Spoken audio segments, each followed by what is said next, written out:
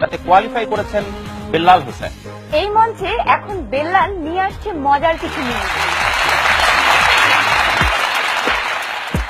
বেল্লাল, জি আচ্ছা, এই যে মিমিক্রি, এই যে অনুকরণ করা বিভিন্ন তারকাদের, জি, এটা কবে থেকে করো? মানে আমি এটার পাই হচ্ছে গিয়ে 2010। জি। আমি শুনলাম সম্প্রতি তুমি এফডিসি গিয়েছিলে। জি, আমি যখন এবিসির গেট থেকে ঢুকলাম তখন দেখছি যে 1 নম্বর ফ্লোরে একটা শুটিং চলতেছে। আচ্ছা। তো এখানে শুটিং করতেছে আমাদের মান্না ভাই এবং দীপজল ভাই, সম্ভবত এটা আম্মাজান ছবির শুটিং ছিল। আচ্ছা। দীপজল ভাই মান্না ভাইকে বলতেছে ঠিক এইভাবে করে, কি রে বাচ্চা, তরে তো বহুদিন ধইরা কুস্তাচি রে, তরে তো আইচ পাইছি রে বাচ্চা, তরে তো আইচ যাইতে দেব না। এর মধ্যে মান্না ভাই উঠে বলতেছে, কালাম আরে তুই আমার সামনে থেকে সরে যা, আরে আমি আমার আম্মা জানের কাছে যাইতাছি, কালা তুই আমারে আমার আম্মা জানের কাছে যাইতে দে। দীপজল ভাই উঠে বলতেছে, না রে তরে তো আজ যাইতে দিব না, তরে তো আজ খাইছি রে বাচ্চা।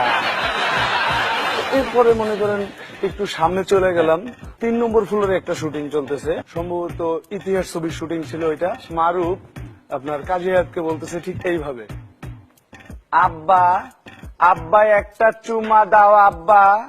কি হলো আব্বা, দিবে না আব্বা? আব্বা আমি মারুফ নষ্ট হয়ে গেলাম আব্বা।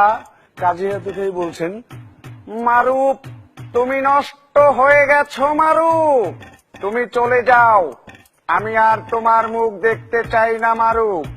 আব্বা আমি চলে যাচ্ছি আব্বা, আমি আর কখনো ফিরে আসবো না, আর বলবো না সাংবাদিক আহাদ চৌধুরী আমার আব্বা ছিলেন, আমি চলে যাচ্ছি আব্বা।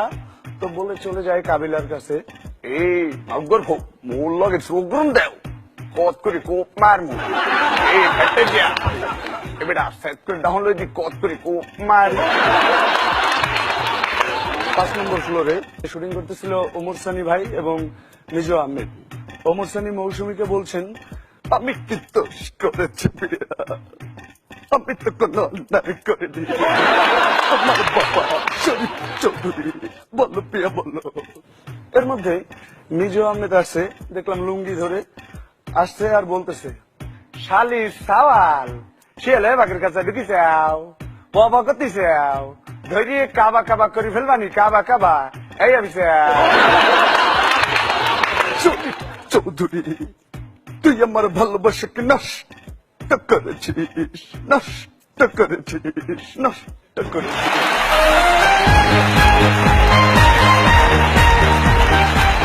কি মনে হলো দর্শক মন্ডলী, অনুকরণ গুলো কি ঠিক ছিল?